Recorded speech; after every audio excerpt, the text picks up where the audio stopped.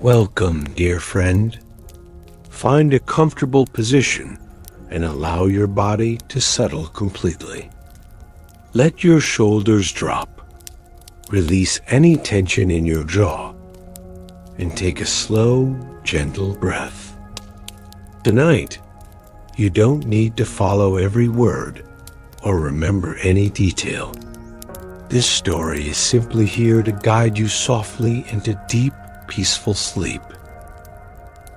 Let the words wash over you like a gentle stream, carrying away the day's worries. Your only task is to rest, to breathe, to let go. Sleep will find you naturally as you listen. There is nowhere you need to be, nothing you need to do. Just relax and drift. The story will continue on, a soft companion as you journey into restful sleep.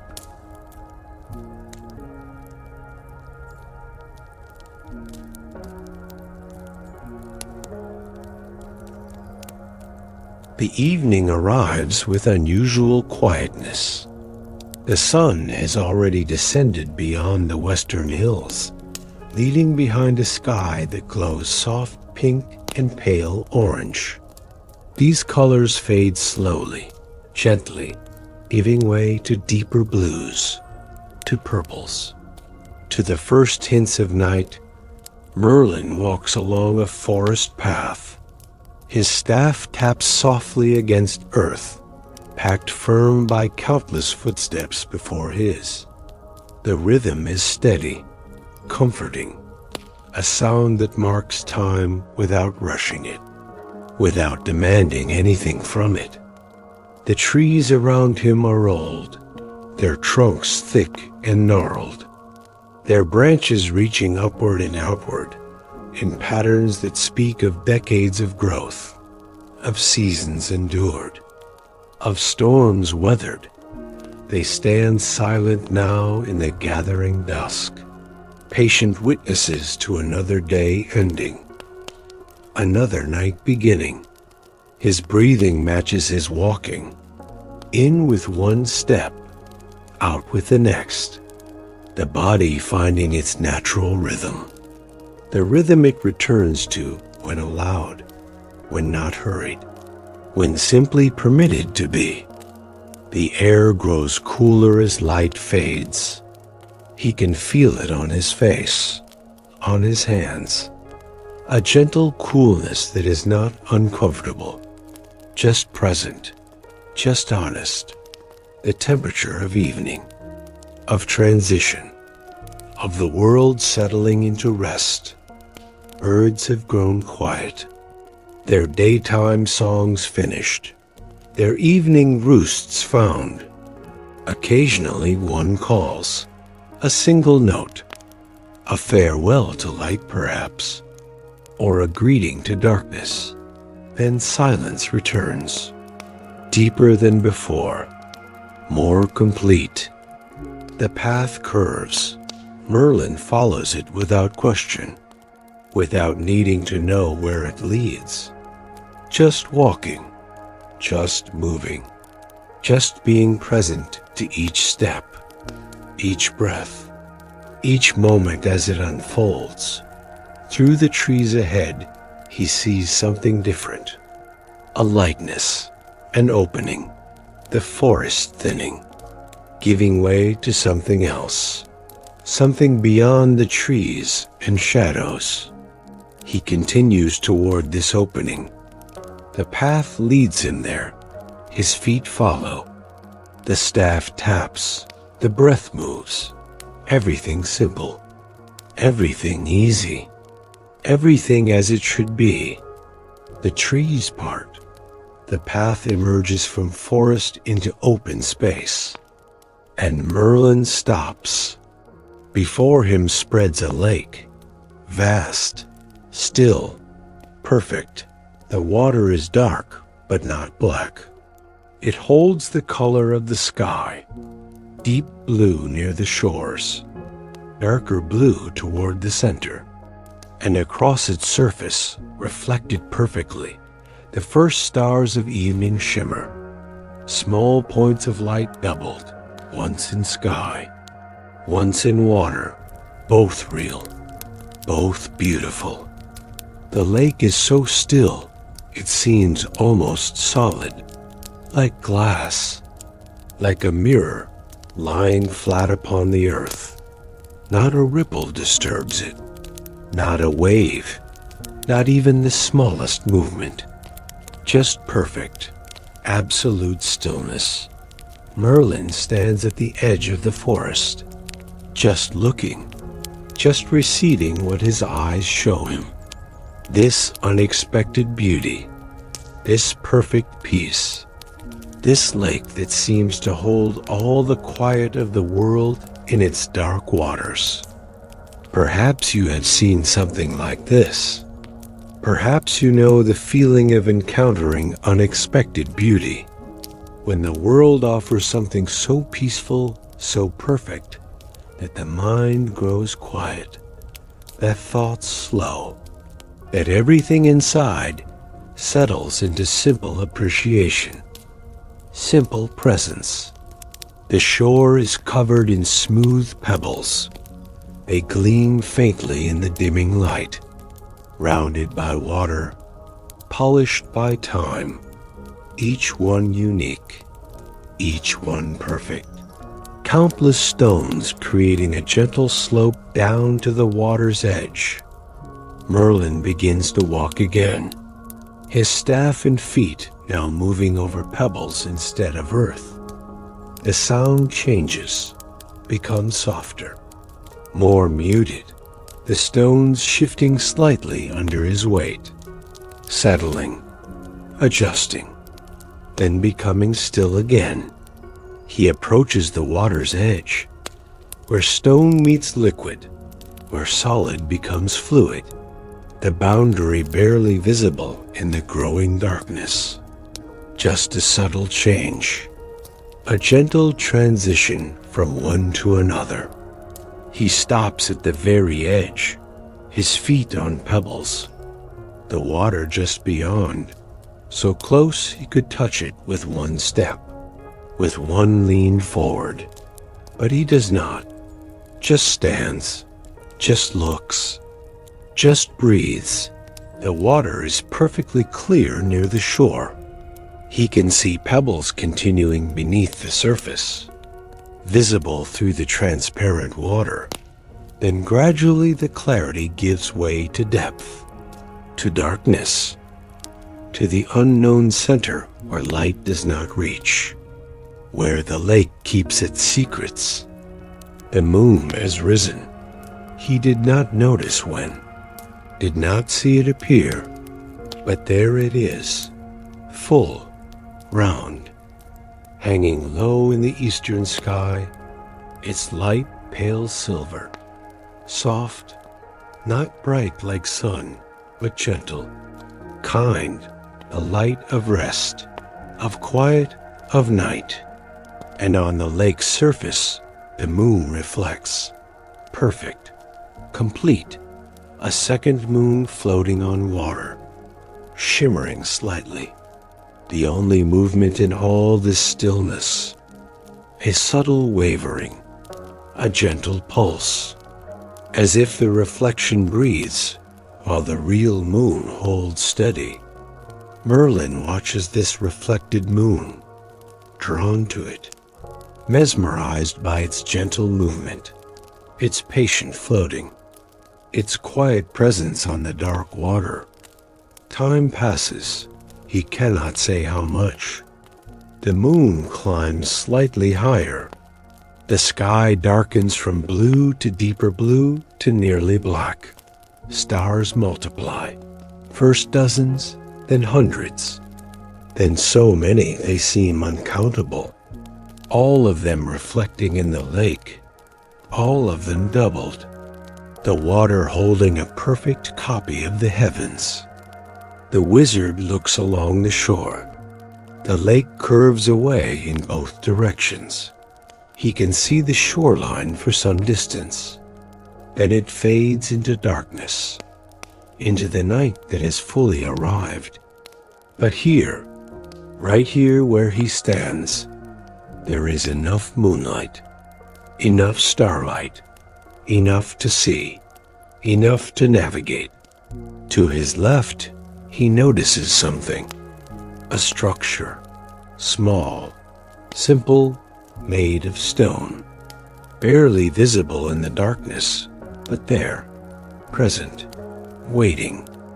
He walks toward it, pebbles shifting beneath his feet. The sound quiet, rhythmic, soothing, like rain falling far away, like water trickling over rocks, like any natural sound that marks time without demanding attention. The structure becomes clearer as he approaches. It is a small shelter, open on the side facing the lake. 3 stone walls, a stone roof, simple, solid, built long ago by hands unknown. For what purpose he cannot guess. But here it stands, offering protection, offering a place to rest, offering exactly what a traveler needs when night falls by a strange lake. Inside the shelter, he finds a stone bench, carved from the same rock as the walls, smooth, worn by time and perhaps by countless others who sat here before him. All gone now, all vanished into time, but their presence remains in the smoothness of the stone, in the slight hollow where bodies rested, where weight pressed, where humanity touched stone and left its mark. Merlin sets his staff carefully against the wall. The wood settles with a soft sound, released, at rest. He lowers himself onto the stone bench.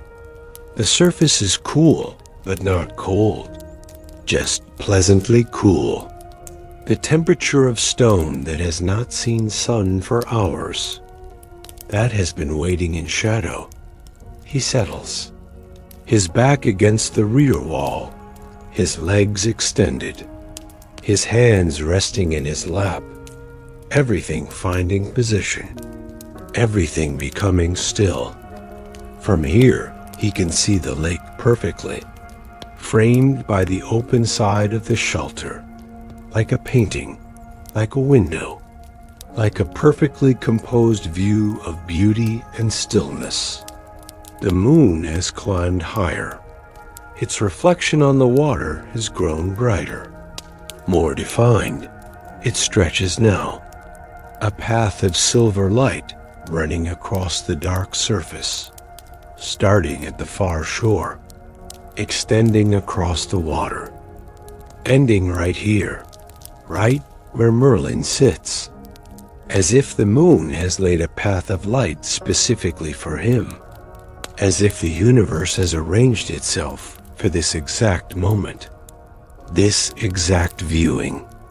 He watches this path of moonlight, how it shimmers, how it moves without moving, how light dances on water that does not dance.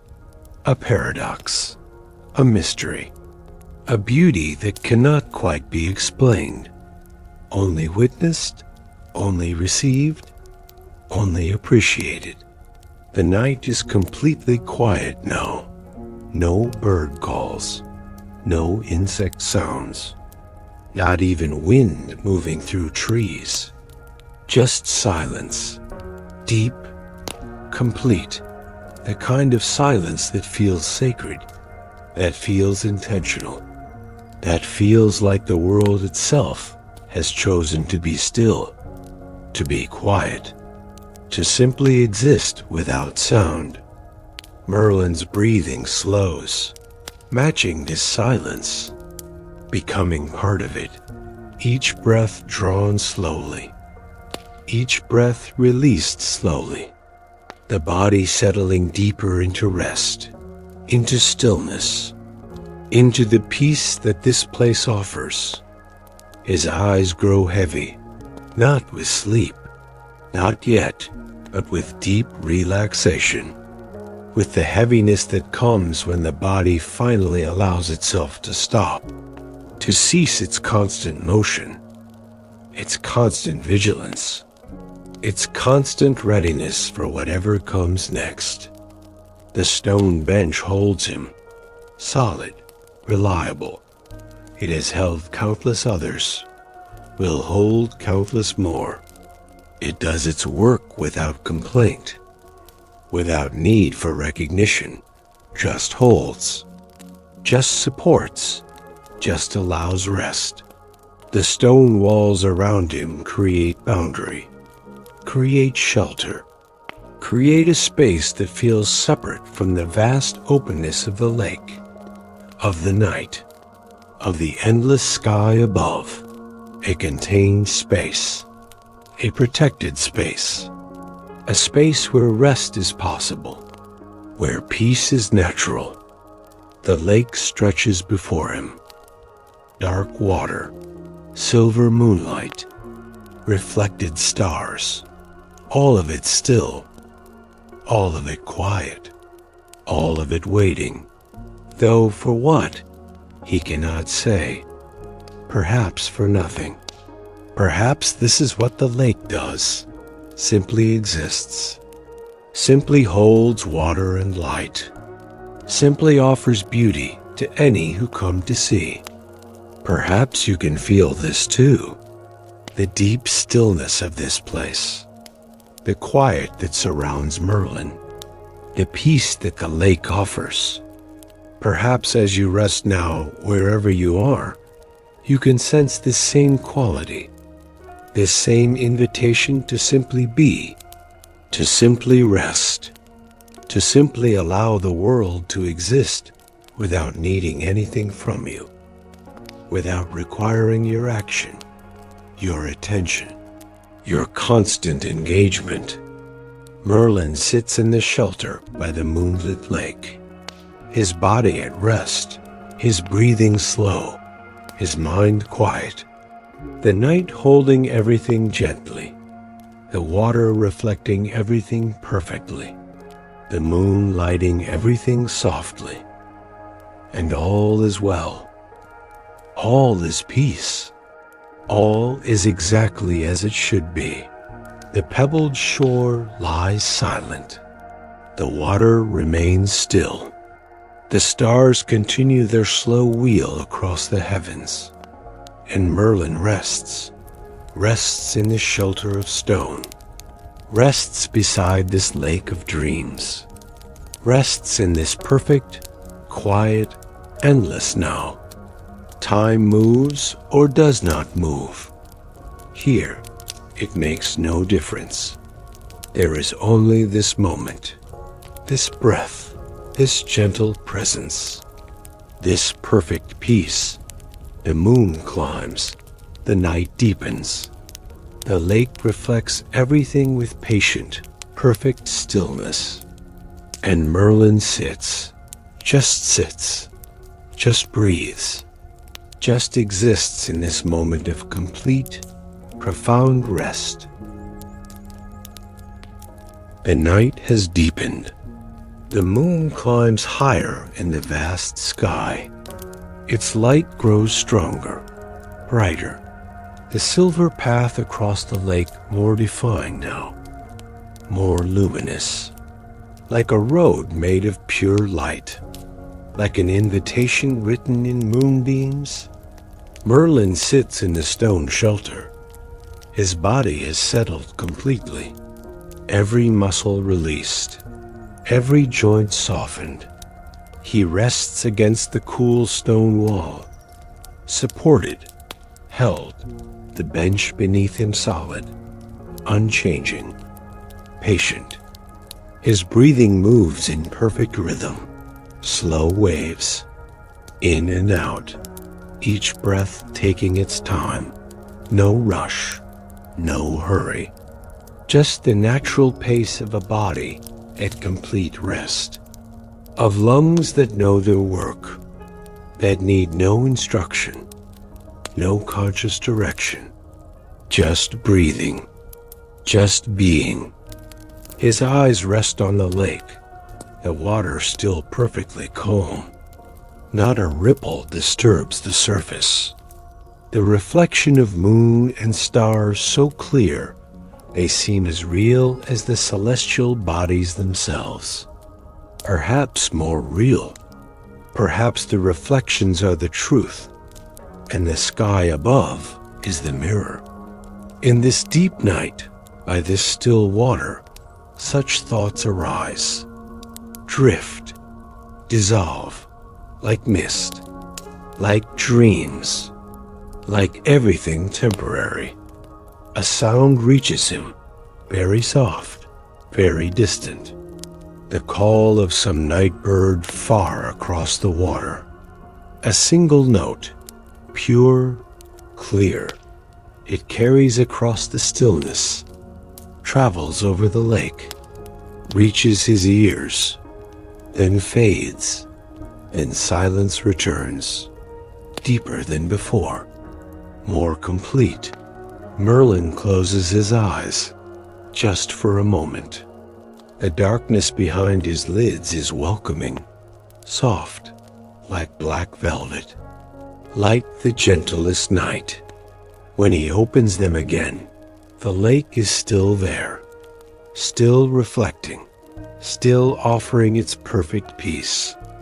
Nothing has changed. Nothing needs to change. He shifts slightly on the stone bench, finding new comfort, new position, his back settling differently against the wall, his legs adjusting, small movements, tiny corrections, the body's wisdom working without thought, without plan, just finding what it needs, what serves, what allows deeper rest. The shelter around him feels protective, not confining, not limiting, just holding, creating boundary, creating definition between inside and outside, between the vast openness of the night and this small contained space where rest is possible, where peace is natural, where nothing is required except being present, being still, being here. Time continues its mysterious flow. Minutes pass, perhaps many minutes, perhaps few. The moon moves across the sky, slowly, imperceptibly. Each moment it is slightly higher, slightly different, but the change so gradual that watching reveals nothing. Only looking away and looking back shows that movement has occurred, that time has passed, that everything flows even when it seems to stand still. Merlin rises, not because he must, not because rest is finished, but because something calls him, some gentle pull, some wordless invitation. He stands slowly, carefully, letting his body adjust, letting blood flow return to legs, to feet, letting balance find itself. He picks up his staff, the wood familiar in his hand, solid, real, an anchor to the physical world, to the body, to the ground beneath feet. He steps from the shelter, back onto the pebbled shore, back into the open night, back into the moonlight that falls from sky like gentle rain, like blessing, like grace made visible.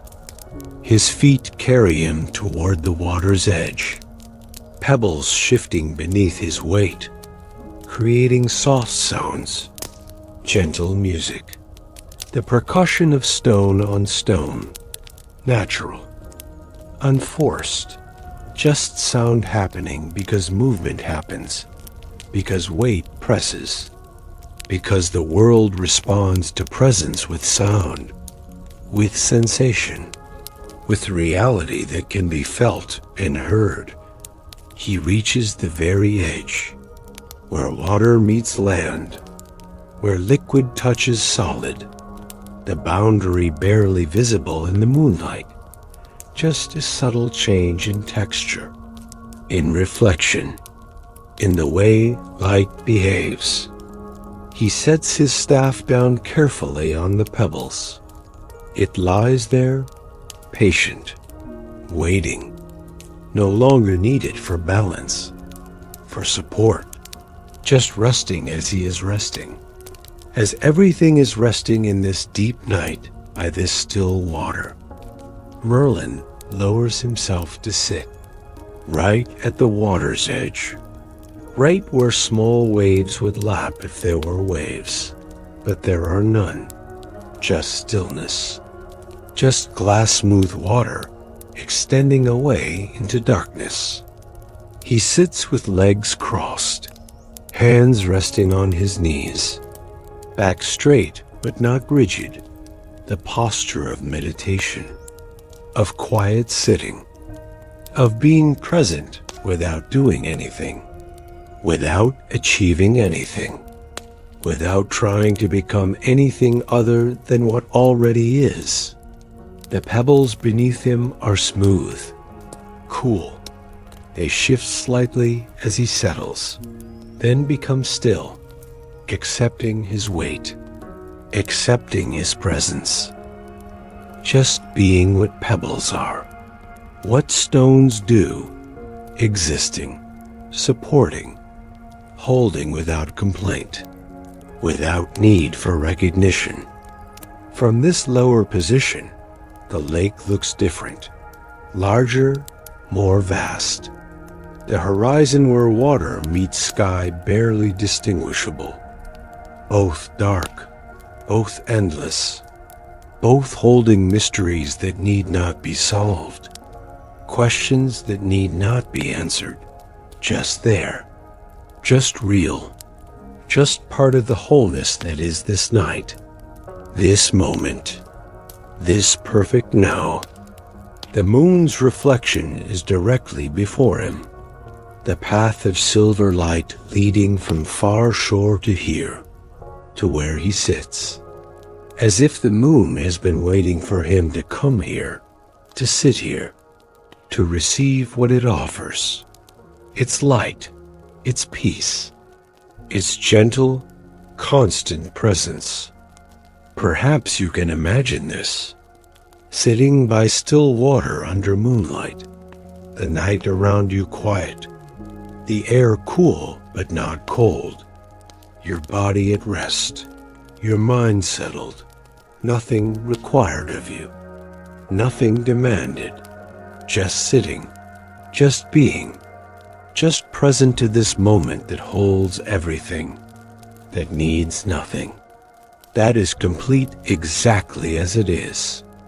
He gazes at the moon's reflection, the way it shimmers, the way light dances on water that does not move, a paradox, a mystery, light that is solid and liquid simultaneously, real and reflected, truth and image, all at once, all the same, all different, all part of the great wholeness that cannot be divided, cannot be separated into pieces without losing its essence. His breathing has become so slow it is barely noticeable, the space between breaths growing, the pause lengthening. In that pause something exists, something beyond breath, beyond body, beyond the thinking mind, just presence, just awareness, just the simple fact of being alive in this moment, in this place, beside this water, under this moon. A feeling arises, not quite an emotion, not quite a thought, something deeper, a sense of connection, of belonging, as if he and the lake are not two separate things, but one thing seen from different angles, as if his sitting here and the water being there are part of the same event, the same reality, the same unfolding of existence. The lake seems to breathe with him, or he breathes with the lake. Hard to tell which. The boundary between self and world becoming unclear, uncertain, less important. Perhaps not real at all. Perhaps there is only this, only the wholeness. Only the unity that appears as many, but is actually one, always one. Never truly separate, no matter how it seems. His hands rest gently on his knees, palms up, open, receiving, not grasping, not holding, just open, just available, just allowing whatever comes to come, whatever goes to go. The posture of acceptance, of surrender, of trust in what is.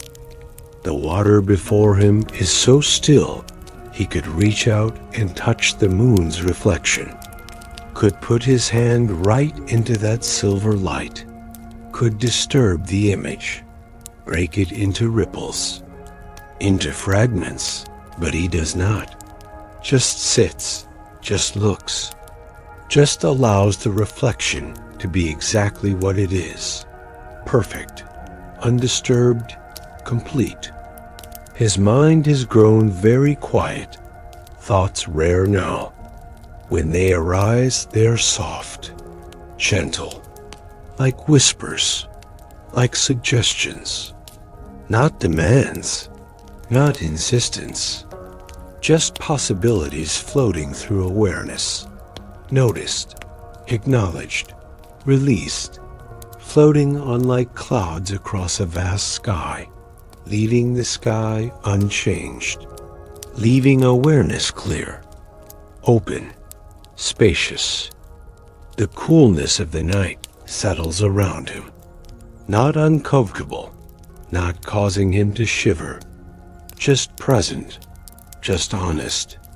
The temperature of deep night, of hours far from sun, of time when the world rests, when activity ceases, when everything that can sleep does sleep, when those awake are few, are blessed, are witnesses to the secret beauty that night offers, that darkness reveals, that stillness makes possible. Around the lake, the shore curves away into shadow, into darkness. He cannot see where it ends, where the water stops, where land begins again on the far side. All of it merged into darkness, into mystery, into the unknown that need not be known, that is complete in its unknowing, that is perfect in its hiddenness.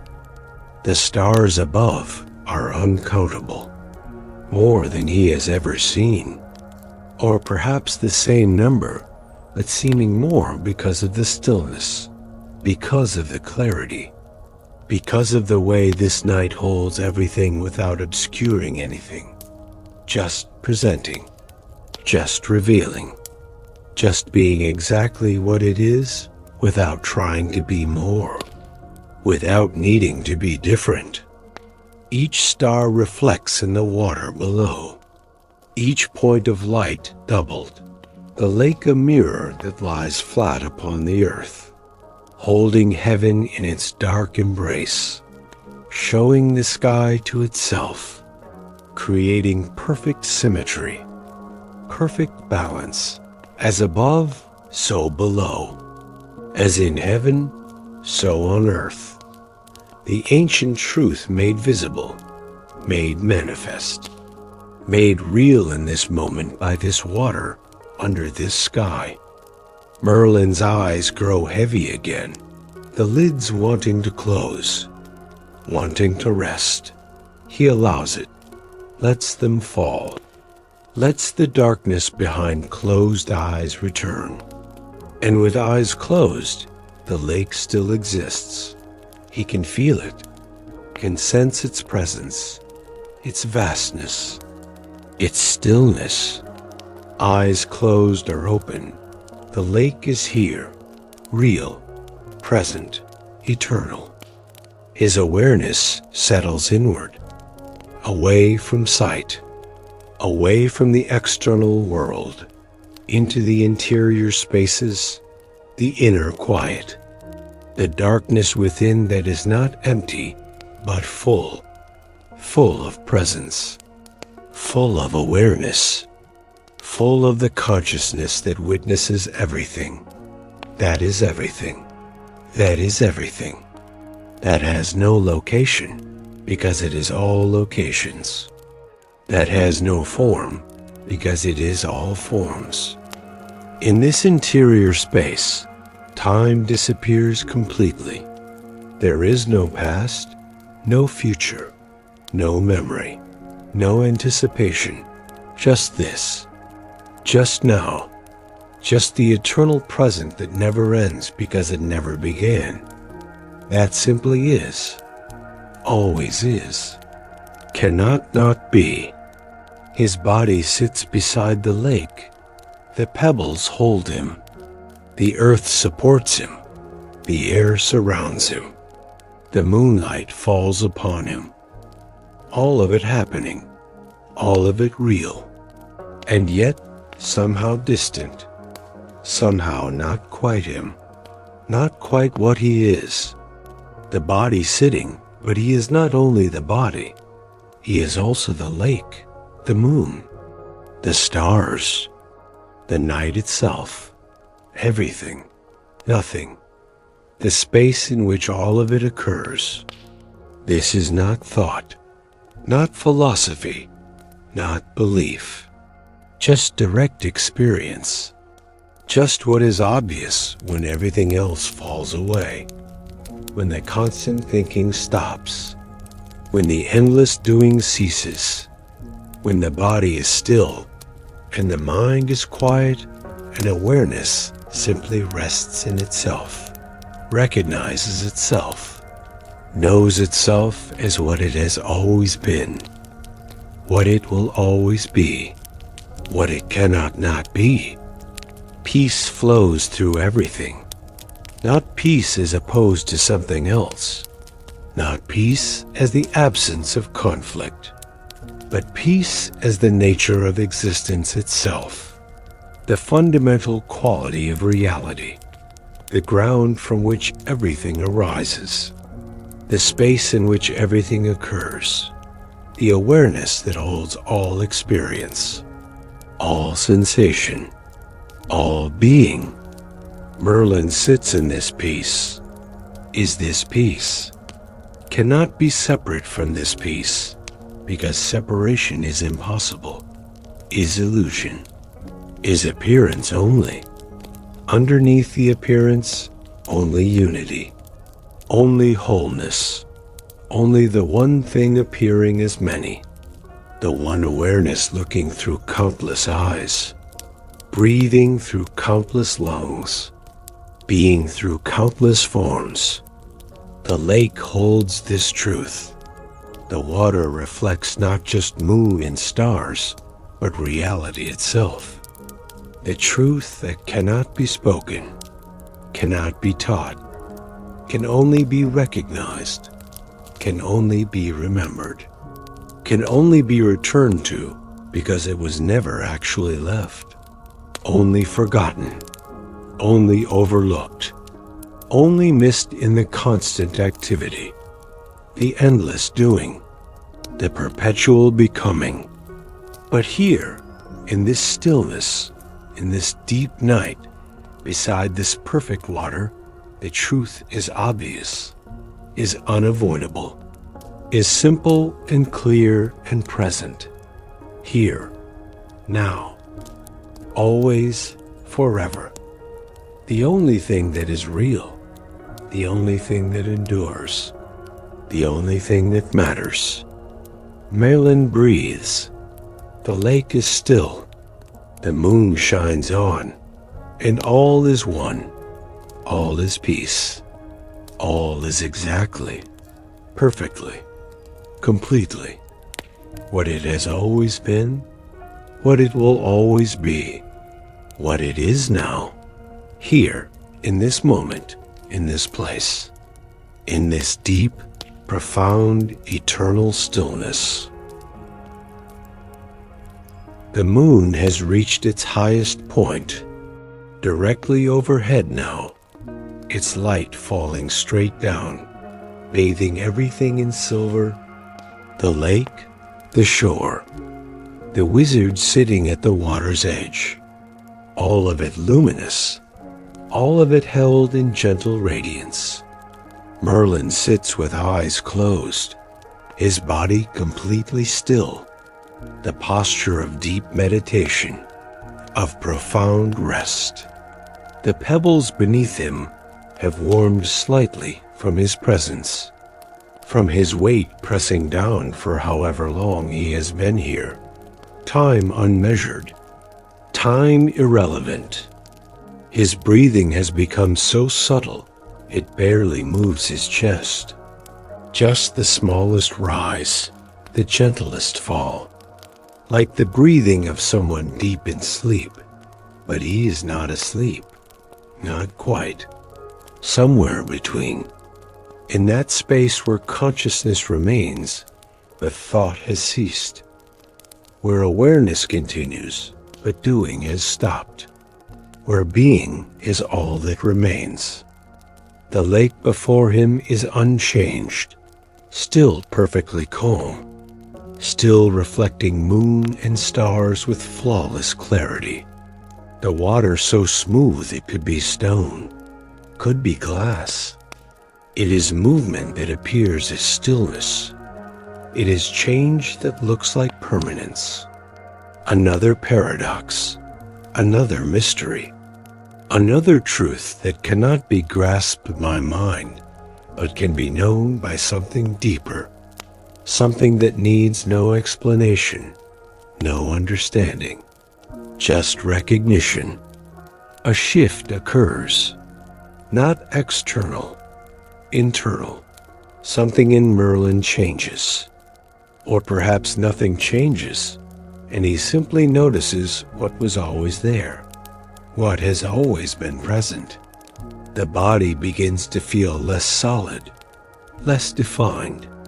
The boundary between skin and air becoming unclear, uncertain, less important. He feels himself expanding, or perhaps the sense of being contained in a body is dissolving. Hard to say which, hard to distinguish. He is still sitting on pebbles, still beside the lake, still under the moon, but also somehow more than that, larger than that, not limited to that. His awareness spreads, like water spilled on flat ground, like oil spreading across a smooth surface. It extends beyond the body, beyond the shore, out across the lake, touching the water, becoming the water. The distinction between Merlin sitting and lake existing, becoming thin, becoming transparent, becoming meaningless. He is the lake, is the water, is the stillness, is the reflection, not metaphorically, not poetically, actually, really, directly. The separation was never real, was only appearance, was only the habit of thinking in terms of separate things, separate beings, separate existence. But here, now, in this deep state, in this profound stillness, the truth reveals itself. There is only one thing, only one presence, only one consciousness, appearing as wizard and water, as moon and shore, as stars and pebbles, as everything, as all of it, as the wholeness that contains all parts. That is all parts. That was never actually divided, despite appearing to be. Perhaps you too can sense this. Perhaps in your own rest now, wherever you are, whatever position you lie in, you can feel the boundaries softening, the edges blurring, a distinction between self and world becoming less clear, less certain, less necessary. Perhaps you are not only the body resting, but also the bed holding, also the air surrounding, also the darkness protecting, also everything, also nothing, also the awareness in which all of it appears. The moon's light seems to intensify, or perhaps Merlin's sensitivity increases. The silver illumination becomes almost tangible, almost like liquid itself, flowing down from the moon, spreading across the water, touching the shore, touching him, entering him, filling him, until he is made of moonlight, until there is no difference between the light and what it illuminates, between the seeing and what is seen, between the awareness and what appears in awareness. His hands rest on his knees, but he cannot quite locate them anymore, cannot quite feel where fingers end and air begins, where skin stops and space starts. It all blends, it all merges, it all becomes one continuous presence, one unified field, one reality expressing itself in infinite ways, but always remaining one, always whole, always complete. The breathing continues, but now it feels like the lake is breathing, like the earth is breathing, like the universe itself is breathing through this form called Merlin, through all forms, through everything that lives, that exists, that appears in the great display of existence. Time has stopped, or never existed, or exists in some way that has nothing to do with before and after, past and future. There is only now, eternal now, infinite now, and now that contains all time, all moments, all experience, the now that is always present, always available, always here, never gone because it never comes. It simply is, always is, cannot not be. In this eternal now, Merlin's sense of being an individual person dissolves completely, not frightening, not concerning, actually relieving, actually freeing the weight of being someone, of maintaining an identity, of carrying a history, of worrying about a future. All of it released, all of it seen as unnecessary, as optional, as something that can be set down like a heavy bag carried too long. What remains is simple presence, simple awareness, the consciousness that witnesses everything. That is everything. That has no qualities of its own, but reflects all qualities. That has no characteristics, but allows all characteristics to appear, empty and full simultaneously. Nothing and everything at once. The lake embodies this. Water that is nothing in itself, that has no color, no taste, no real substance. Yet it reflects everything. It holds everything.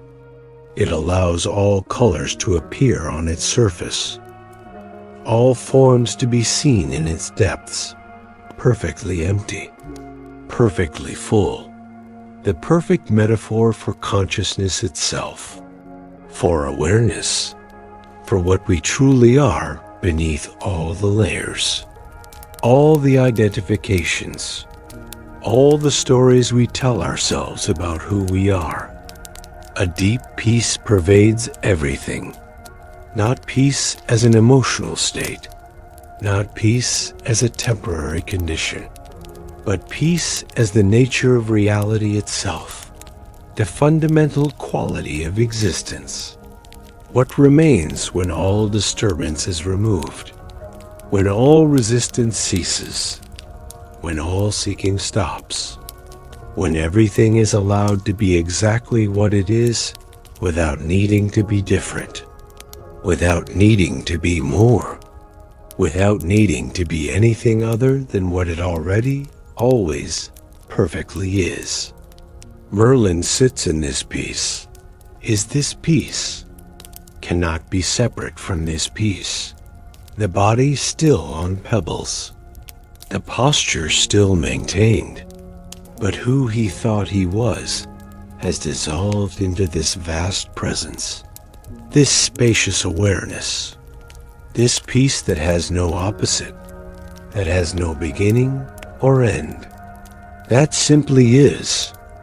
The stars wheel slowly overhead, their ancient dance continuing.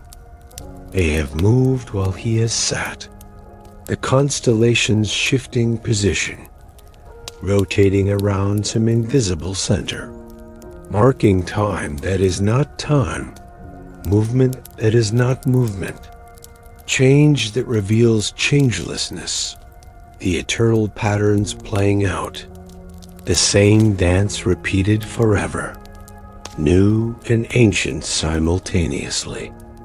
The lake reflects this dance, the stars below mirroring the stars above, creating perfect symmetry, perfect balance. The universe reflecting itself to itself, consciousness viewing consciousness, awareness beholding awareness, the great mystery of existence, that it exists, that there is something rather than nothing, that awareness is aware, that being is. No explanation possible, no explanation needed, just the simple, profound, miraculous fact of existence itself. Merlin's eyes open, or were they always open? Hard to remember, hard to know.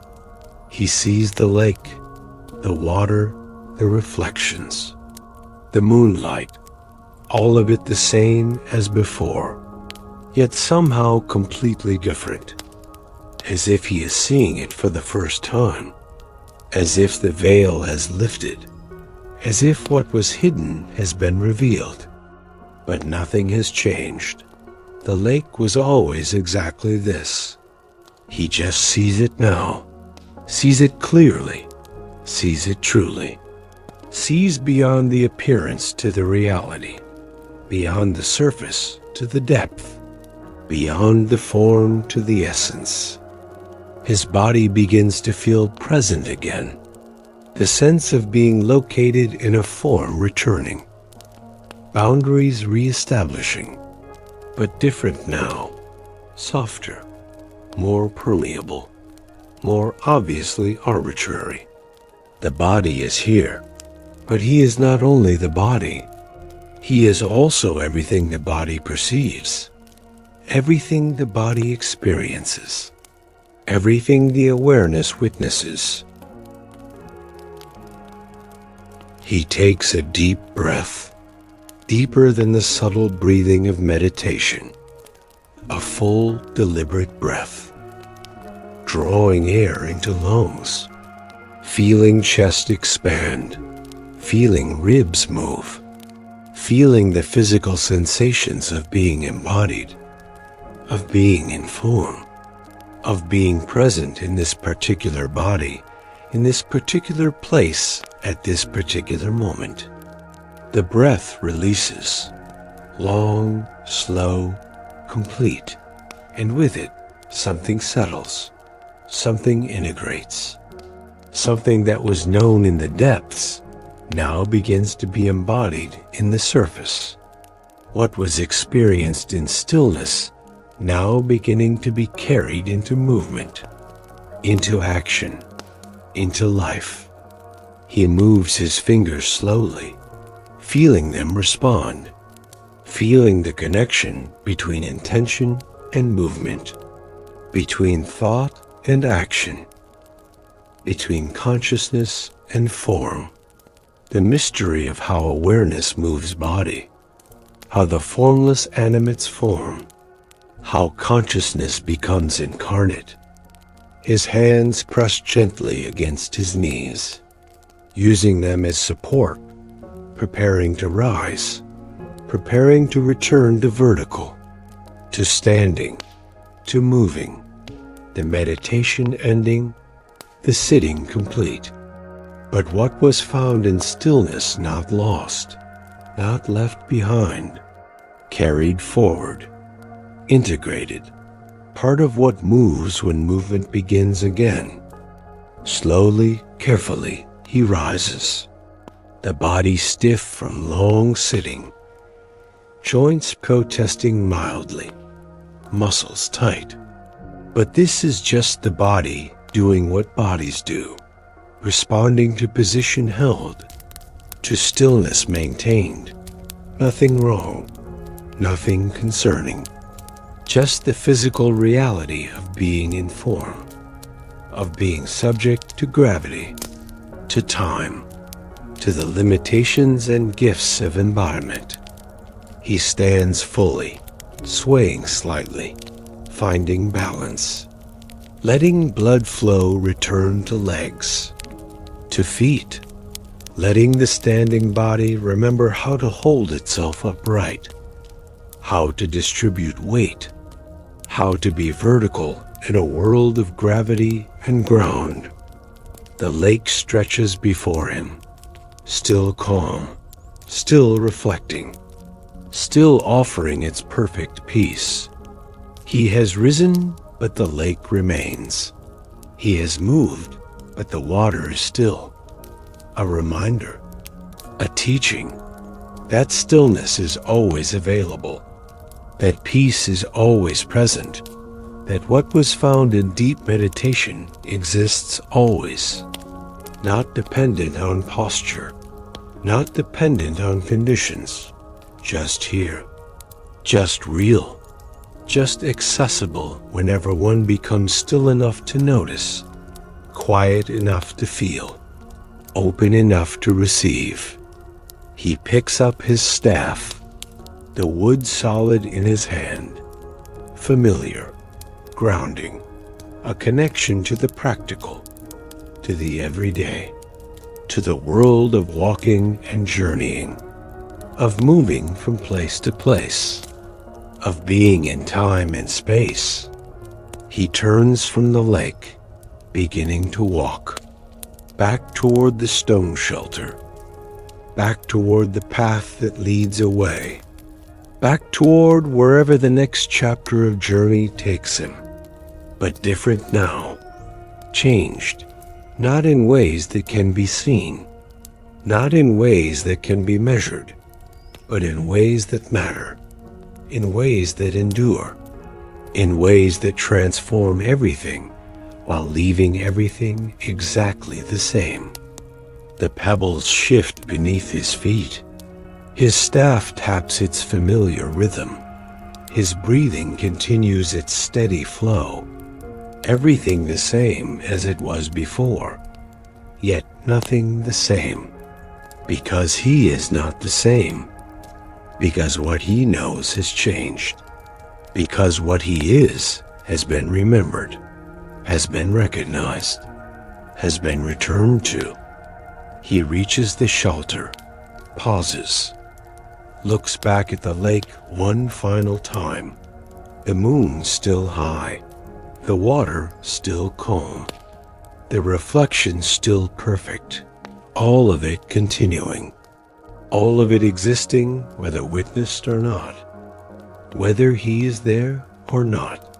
The peace not dependent on him, the beauty not requiring his presence, just there, just real, just eternally present, A gratitude fills him, not gratitude to anything, just gratitude as a state of being, as a recognition of the gift of existence, of consciousness, of being alive to witness this, to experience this, to be this. All of it grace, all of it blessing, all of it the universe giving itself to itself. Consciousness delighting in its own existence, awareness celebrating its own presence. He smiles, a gentle smile, a peaceful smile, the smile of one who has found what was never lost, who has arrived where he has always been, who has become what he has always been, just now knowing it, just now seeing it, just now resting in it consciously instead of unconsciously, awake instead of asleep, present instead of distracted. The path calls. The journey continues. There are places to go, things to do, the endless unfolding of life in form. But now it will be different. Now it will be lighter. Now it will be infused with the peace that was found here, the stillness that was touched, the truth that was recognized. He begins to walk away from the lake, away from the shore, toward whatever comes next, the staff tapping, the feet moving, the body carrying consciousness back into the world of activity, of doing, of engagement with the endless display of existence. But the lake remains, will always remain, not just the physical lake, but what it represents, what it showed, what it allowed, the stillness that exists beneath all movement, the peace that underlies all activity, the awareness that witnesses all experience. Always there, always accessible, always available, just waiting, just present, just being what it has always been, what it will always be. And Merlin walks, carrying the moonlight within him, carrying the stillness, carrying the peace, not as something external, not as something acquired, but as what he is, what he has always been, what he can never not be, just now knowing it, just now embodying it, just now being it consciously, fully, completely. The path leads on. The night continues. The moon begins its slow descent toward the western horizon, and somewhere behind him, the Lake of Dreams lies still, reflecting, holding, offering its perfect peace to whoever comes, whoever seeks, whoever is ready to sit, to be still, to remember, to return home.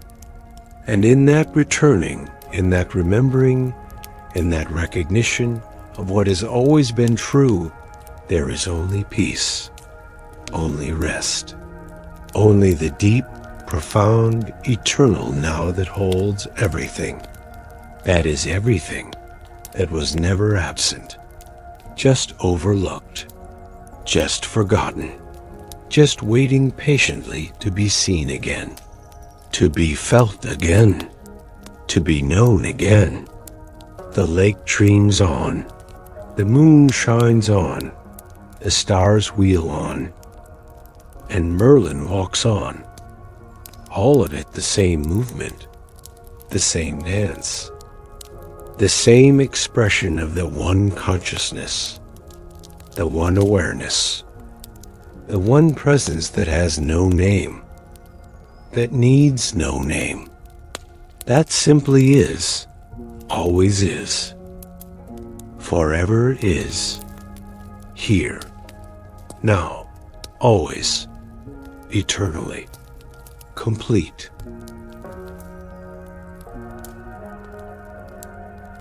Merlin and the temple beneath the lake. Dawn has not yet arrived. The night still holds the world in its gentle darkness. The moon remains visible in the western sky, lower now than it was, beginning its slow descent, but still present, still casting silver light across the lake, across the shore, across everything. Merlin stands at the water's edge, the same place he sat in deep meditation, the same pebbled shore, the same still water stretching away into the remaining darkness. But something has changed, not in the lake, in him, in his awareness, in what he notices, what he sees. He looks at the water, really looks, not just at the surface, not just at the reflections, but deeper into the water itself. And there, just beneath the surface, he sees something he did not notice before, something that the night perhaps hid, or that his eyes were not ready to see until now. Light, very faint, very subtle, but present, coming from beneath, from the depths. A soft glow emanating from somewhere down below, not bright, not obvious, just a gentle luminescence, like starlight, like moonlight, but coming from within the water rather than falling upon it. He steps closer, right to the very edge, where water touches stone. He peers down. The water near the shore is shallow, clear. He can see the pebbles continuing beneath the surface, see them descending gradually, sloping downward into deeper water, into the mystery of what lies below. And there, at the edge of visibility, at the place where clarity gives way to darkness, he sees shapes, structures, not natural, not random formations of rock or stone, but intentional, crafted, built by hands long ago, for purposes he cannot yet guess. The structures glow faintly, that same soft light, as if the stone itself is luminescent, as if whatever they are made of holds light within, releases it slowly, gently, creating that subtle glow that drew his attention, that changed everything, that revealed what was hidden. Merlin's heart beats a little faster, not with fear, with curiosity, with wonder, with the feeling of discovery, of finding something unexpected, something that changes understanding, that opens new questions, new possibilities. He walks along the shore, following the edge, looking down into the water. The glow continues, extends further than he can see from here, further than the shallow water reveals. Whatever is down there is not small, not simple, not just a few stones arranged by chance. Something larger, something whole, something complete. Perhaps you have felt this.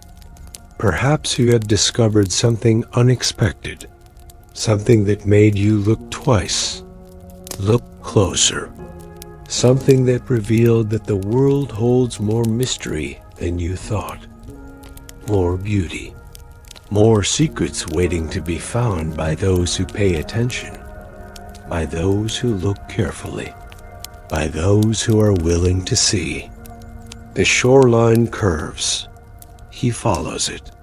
The light below grows slightly brighter, not much, just enough to reveal more detail, more structure. He can see pillars now, columns, rising from the lake bed, reaching upward, not quite breaking the surface, but close enough to see their tops, their carved capitals, their deliberate design. And between the pillars, walls, low walls, defining spaces, creating rooms, creating structure, creating what can only be one thing: a building, a temple, a place of worship or gathering or ceremony, built long ago, for reasons unknown, by people forgotten, and now resting here, beneath the water, beneath the surface of this lake, hidden, waiting, existing in patient silence. The moon's light falls upon the water, penetrates it, combines with the glow from below, creating a strange double illumination. Light from above, light from beneath. The temple caught between, visible because of both, revealed by the cooperation of moon and stone, of night and ancient craft. Merlin stops walking, stands still, looking down at what he can see, at the portions of the temple visible from this angle, from this position on the shore. It is beautiful, even partial, even obscured by water and distance and remaining darkness. Beautiful, elegant, built with care, with skill, with the devotion of those who make things meant to last, meant to endure, meant to serve purposes beyond the immediate, beyond the personal, beyond the mortal span of those who build. He lowers himself to sit, right there at the water's edge, on the smooth pebbles, his staff laid beside him, his hands resting on his knees, his eyes on the water, on the temple below, on the mystery that has presented itself. The water is so still, it barely seems real, like glass, like crystal, transparent, allowing vision into depths, into the world beneath, the world that water usually hides, that currents and waves and ripples keep secret. But here, this night, this morning, this moment between darkness and dawn, the water is perfectly still, perfectly clear, perfectly willing to reveal what it holds. He can see more details now, his eyes adjusting, his attention sharpening. The temple is large, larger than he first thought. It extends in both directions along the shore. Multiple structures, multiple buildings, or perhaps one very large building with many rooms, many sections. Hard to tell from here. Hard to distinguish. The water distorts. Distance obscures. But enough is visible to understand. This is not a simple shrine, not a small altar. This is a temple, a complex, a sacred space that required years to build, generations perhaps, the work of many hands, many lives, many hearts devoted to something they held sacred. The columns are carved. He can see that now. Patterns in the stone, symbols, designs, even through the water, even from this distance. The dedication to beauty visible, to craft, to making something that serves not just function, but feeds the soul, that uplifts, that inspires, that connects earth to heaven through beauty, through proportion, through the marriage of form and meaning. His breathing has slowed again, matching the stillness of the water, the quietness of this moment, the peace of discovery that is not urgent, not demanding, not requiring immediate action, just discovery that can be sat with, can be observed, can be appreciated without needing to be possessed, without needing to be understood, just witnessed, just acknowledged, just honored with attention. The glow from the temple seems to pulse very gently, or perhaps that is just the water, just the slight variations in clarity, in transparency, in the way light moves through liquid. But it seems intentional, seems like breathing, seems like the temple itself is alive, aware, conscious of being seen after long obscurity, long hiddenness, long waiting to be found. Time passes, the moon descends, the darkness begins its slow transformation toward light, toward morning, toward the change that comes whether welcomed or not, whether noticed or not, the eternal cycle continuing, day following night, light following dark, the endless rotation that marks time, that creates time. That is time itself made visible through change, through transition, through the constant movement from one state to another. Merlin rises slowly, not leaving, just standing, wanting a different perspective, a different angle. He walks further along the shore, further from where he first noticed the glow, looking for the place where he can see most clearly, where the water reveals most completely what it holds. And there, ahead, he sees it, a place where the shore makes a small promontory, a point extending slightly into the water. From there, the view should be better, more direct, less oblique.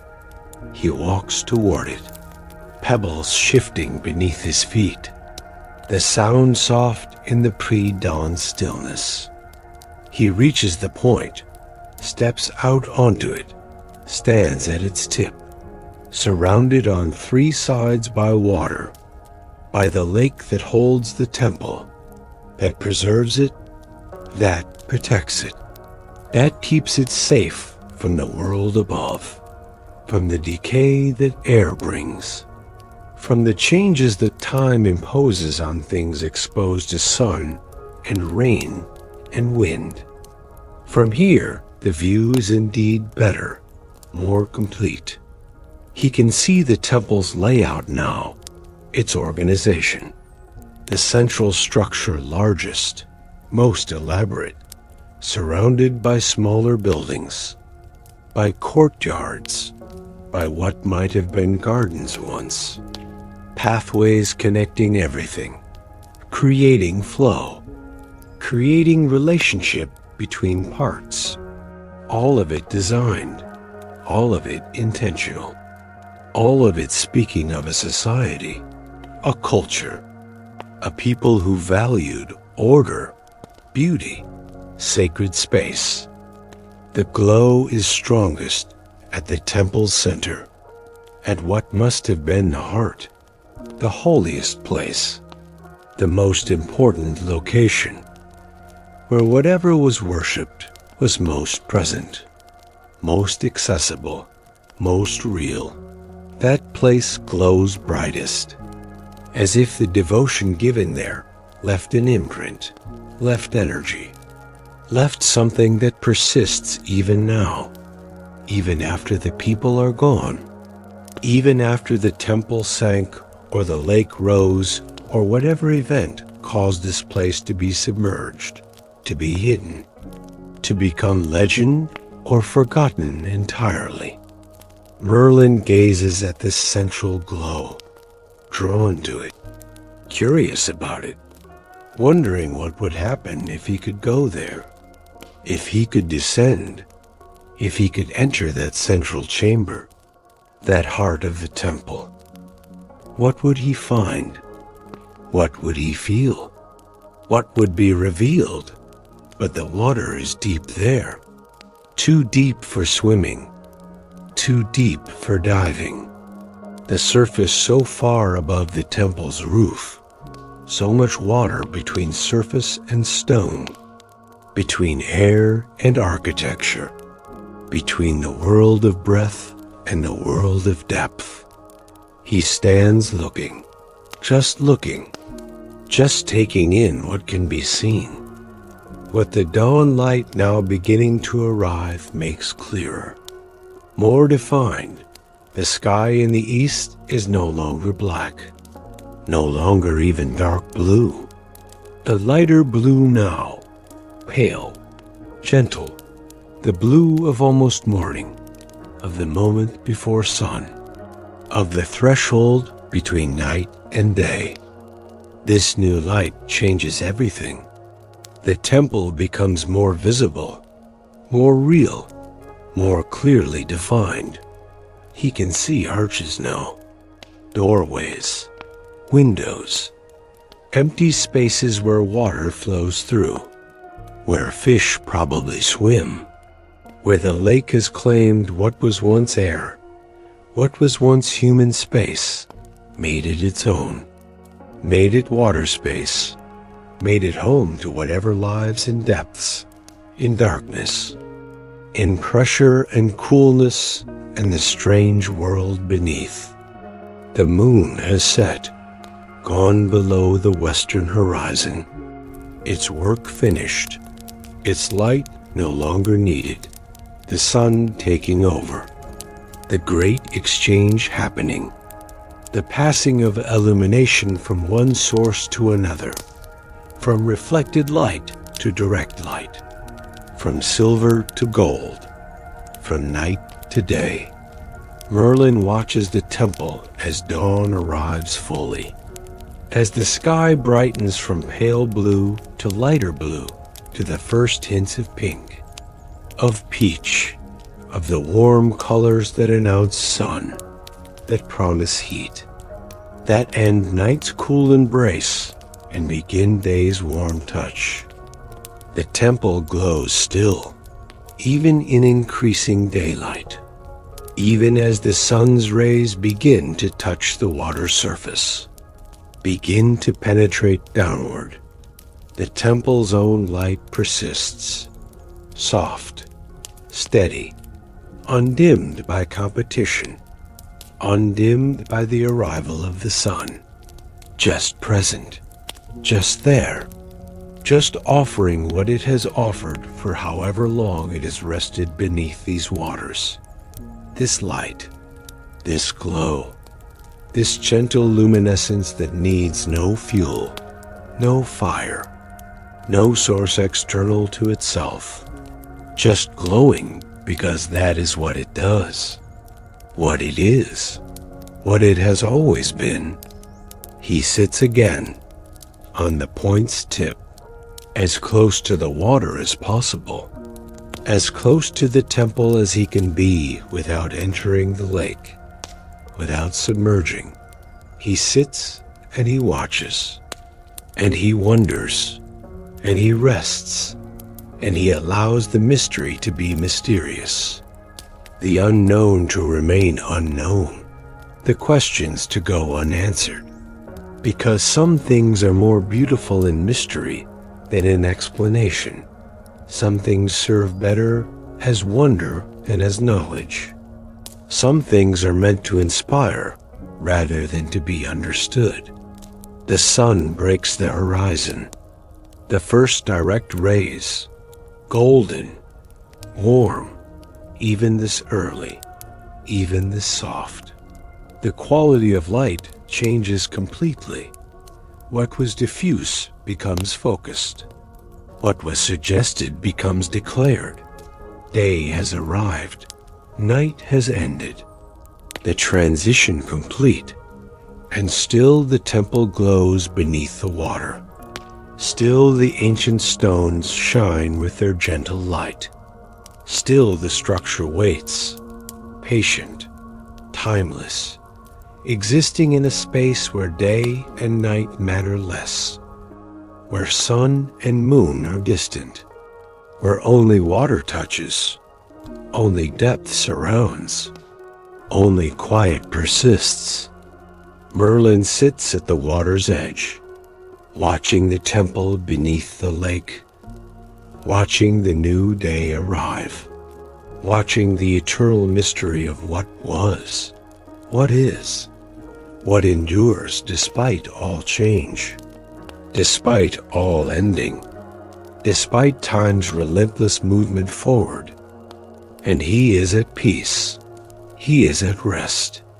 He is exactly where he should be, seeing what he was meant to see, being present to what presents itself, witnessing beauty, witnessing mystery, witnessing the great continuity that underlies all apparent change, that persists through all transformation, that is always here, always present, always available to those who become still enough to notice, quiet enough to see, open enough to receive.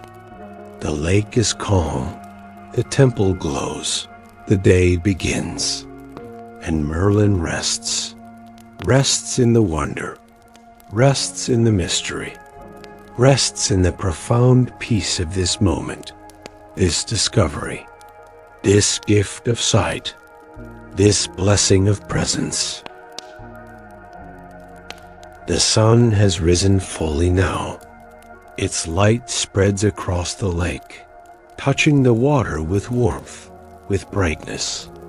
With the golden glow of early morning, the sky is clear, pale blue, cloudless, the kind of sky that promises a peaceful day, a gentle day, a day without storm or trouble. Merlin remains seated at the water's edge, his eyes still on the temple below.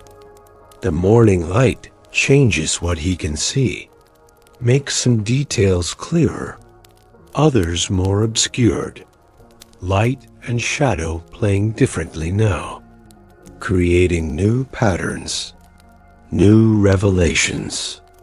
The temple's glow is still visible, fainter in daylight, competing with the sun, but present, persistent, like stars that continue to exist even when day makes them invisible, like truths that remain true even when obscured, even when hidden, even when difficult to see.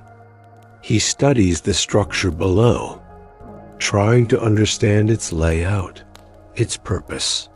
The central building is clearly the heart, the focus. Around it, smaller structures form a pattern. A circle, perhaps, or a square. Hard to tell from this angle, from this distance, but intentional. Organized, not random, not accidental. Designed with meaning, with symbolism, with the kind of sacred geometry that connects earth to heaven. That makes physical space reflect spiritual truth. The water is so clear this morning, clearer than night, than moonlight. The sun's rays penetrate deeply, illuminating what was shadowed, revealing what was hidden. He can see fish now, small silver forms moving between the columns, swimming through doorways, through windows, making the temple their home, living in spaces that once held humans, held ceremonies, held prayers and chants, and the gathered devotion of a people long gone. The fish move slowly, peacefully, no urgency, no fear, just the gentle swimming of creatures at home. At ease, they weave between stone and stone, between pillar and wall, their movements creating the only motion in all this stillness, the only change in this unchanging scene. Merlin watches them, these small lives, these simple beings. They know nothing of what this place was, what it meant, what happened here. To them, it is just stone, just structure, just shelter and territory and home. The meaning humans gave it irrelevant to fish, the sacred purpose unknown, unknowable. They simply exist here, simply use what exists, simply live their fish lives in this fish way. And somehow this is perfect.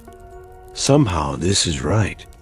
The temple serving new life, new purpose, new inhabitants who need no understanding to benefit from what was built. Perhaps you can imagine this. Perhaps you can see yourself like these fish, swimming through structures built by others, living in spaces shaped by purposes you may never know, using what exists without needing to understand why it exists, just being, just living, just moving through the world that presents itself, and finding that this is enough. That understanding is not required. That mystery can be home too. A small boat rests on the shore. Merlin had not noticed it before, but there it is, partially pulled up onto the pebbles. Simple, wooden, old but sturdy, left by someone. Perhaps the same someone who built the stone shelter. Perhaps someone who comes here regularly, who knows this place, who uses this lake, who perhaps knows about the temple below, or perhaps not. Perhaps the boat is just a boat, left for whoever needs it, offered without conditions, without ownership, just available, just present, just there.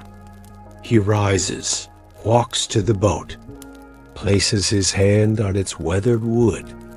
The surface is rough, textured by time, by water, by sun and rain, and the endless cycle of wet and dry, but solid still, sound still, still capable of floating, still capable of carrying weight across water. The boat is small, room for one person, maybe two if they sit close. Oars rest inside, simple wooden oars, worn smooth by use, by hands gripping, by the repetitive motion of rowing, of pulling water, of moving across surface. Merlin looks at the boat, looks at the water, looks at the temple below. An idea forms, not sudden, not dramatic, just arising, just appearing, just becoming obvious. He could go out over the temple, could position himself directly above it, could look down from that vantage point, could see more clearly, more completely, could be closer to what lies beneath, as close as possible without entering the water itself. He considers this. The lake is calm, the day is clear, the boat is here. Everything aligned, everything suggesting, everything pointing toward this action, this next step, this movement from watching to approaching, from observing to engaging more fully. He decides, pushes the boat fully into the water. It slides easily, the pebbles beneath it smooth, the boat settling onto the lake's surface, floating, stable, ready. He steps in carefully, one foot, then the other. The boat rocks gently. adjusts to his weight, finds its balance.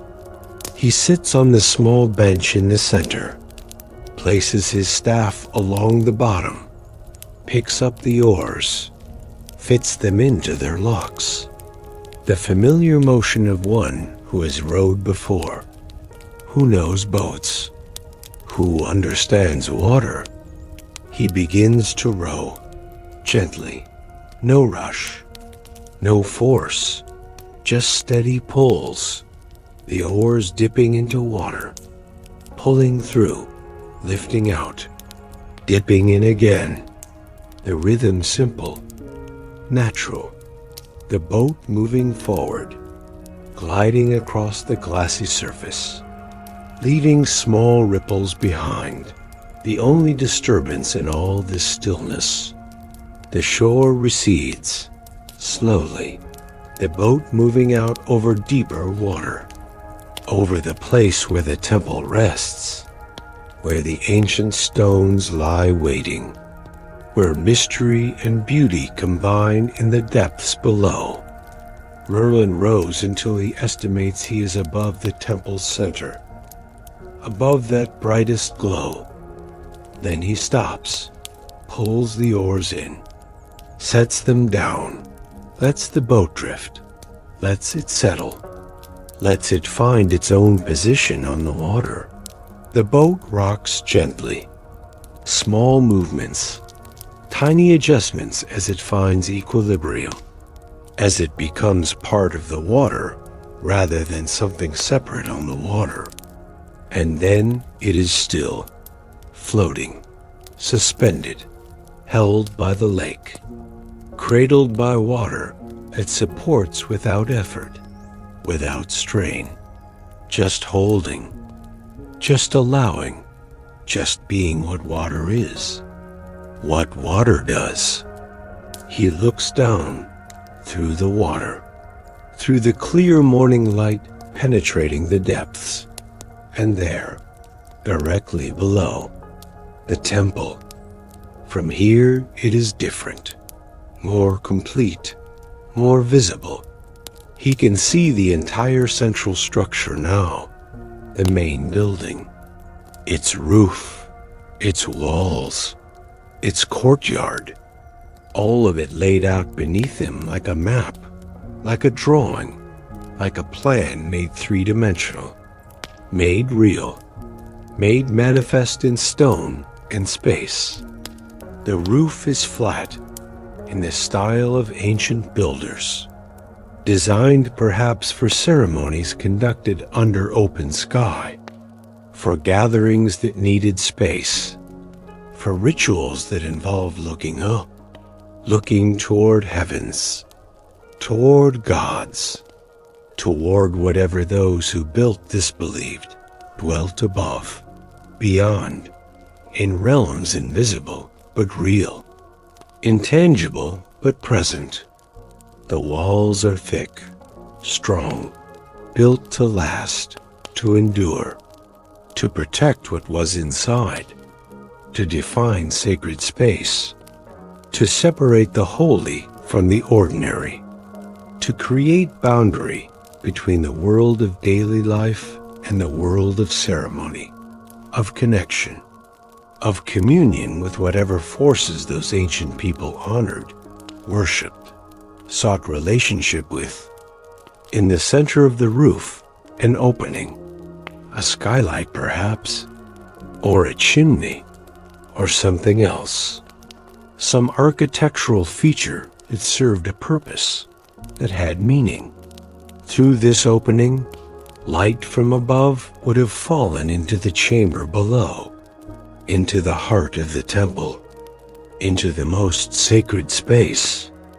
And from this opening now, the glow emanates, brightest here, strongest here, the source of the luminescence that suffuses the entire temple, that makes it visible even in darkness, even beneath water, even after all the years, all the centuries, all the time that has passed since this was a living place, an active place, a place where people gathered and prayed and sought meaning.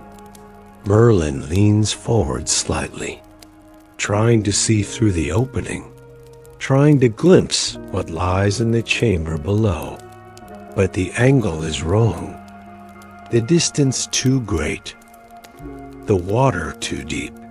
He can only see the glow itself, the light, the emanation, not its source, not what creates it, not what causes this persistent illumination that defies explanation, that exists without apparent fuel, without fire, without any visible source. The boat drifts slightly, moving across the temple, over different parts of the structure. He does not row, does not correct the drift, just allows it, just moves where the water takes him, where gentle currents guide, where the lake decides. He passes over courtyards, over smaller buildings, over pathways that once connected space to space, activity to activity, person to person, all of it visible, all of it preserved by water, protected by depth, kept from decay by absence of air, by coolness, by the strange preservation that water sometimes provides. The stones are not crumbled, not fallen, not collapsed. They stand as they were placed, as they were built, as they were intended to stand, enduring, lasting, fulfilling their purpose even now, even in this unexpected way, even as home to fish instead of humans, even as mystery instead of certainty. He sees symbols carved into some stones, not letters, not words he recognizes, pictographs perhaps, or sacred signs, or decorative elements whose meaning was clear once, but is lost now, lost with the people who carved them, who understood them, who passed their meaning generation to generation until the last generation fell silent, until the knowledge ended, until only the symbols remained, beautiful but mute, present but no longer speaking in ways current ears can hear. The boat continues its gentle drift. He makes no effort to control it, to direct it, content to go where it goes, to see what it reveals, to trust the movement, the flow, the way water moves all things that float upon it, guides them, carries them, takes them where they need to go without them needing to know the destination, without them needing to choose the path. Time becomes difficult to track. The sun climbs higher. The light brightens. Morning advancing toward midday. But Merlin remains in the boat, remains over the temple, remains in this state of observation, of witness, of being present to something larger than himself, older than himself, something that connects him to the great chain of human existence, of seeking, of building sacred space, of trying to touch what cannot quite be touched, to reach what cannot quite be reached, to connect with mystery, with the divine, with whatever name different cultures give to the great unknowable that nevertheless makes itself known, that speaks without words, that touches without form, that exists everywhere and nowhere, always and never, beyond comprehension yet intimately present. A peace settles over him, deep peace, the peace of being small in the presence of something vast, of being temporary in the presence of something enduring, of being confused in the presence of something that knows, that has always known, that will always know. He lies back in the boat, his back against the bottom, his face toward the sky, the wood beneath him hard but not uncomfortable, just solid, just real, just supporting him as he allows his body to fully rest, to fully release, to fully surrender to this moment, this place, this experience. The sky above is endless, vast, empty, and full simultaneously. Blue stretching into infinity. Just openness that goes on and on, that has no end, that holds sun and moon and stars, that holds clouds and wind and birds, that holds everything that flies, everything that rises, everything that seeks height, seeks distance from earth, seeks perspective that only elevation provides. He breathes slowly, in, out, air fresh, clean, carrying the scent of water, of sun-warmed wood, of the boat itself, of morning, of beginning, of the newness that each day brings, that each moment brings, that is always available because now is always new, always unprecedented, always unique, never repeated, never returning, always moving forward into the unknown, into the next moment, into the endless unfolding.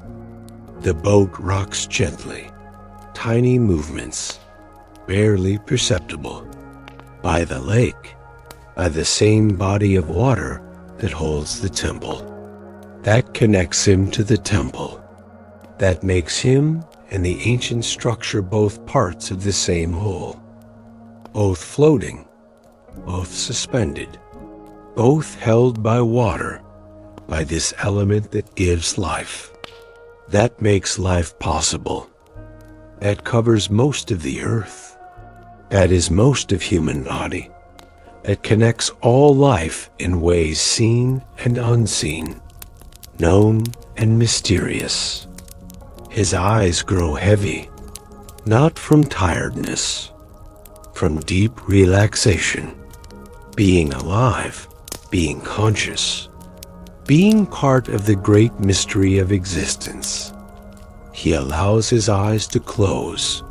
The sky disappears, replaced by darkness, by the soft black behind closed lids. And in this darkness, he is more present to other senses, to the gentle rocking of the boat, to the warmth of sun on his face, to the sounds of water lapping softly against wood, to the breath moving in and out, to the heartbeat steady in his chest, to the body alive, present, here. He cannot see it with closed eyes, but he knows it is there, can feel it somehow, can sense its presence below, its patient existence, its enduring reality, holding its mystery, holding its light, holding its secret beneath the water, beneath the surface, beneath the world of air and sun, in the world of depth, of pressure, of coolness and darkness, and the strange beauty that lives where light barely reaches, where only some things can survive, where only certain truths can be known.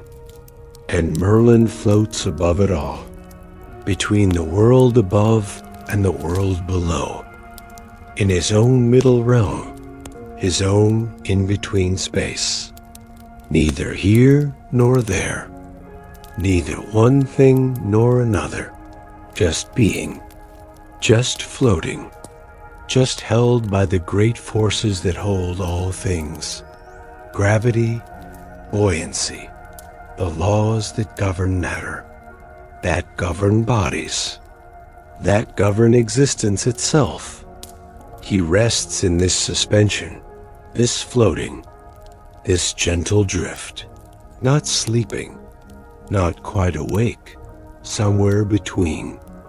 In that peaceful space where consciousness continues but doing ceases, where awareness remains but effort ends, where being is enough, is everything, is all that matters.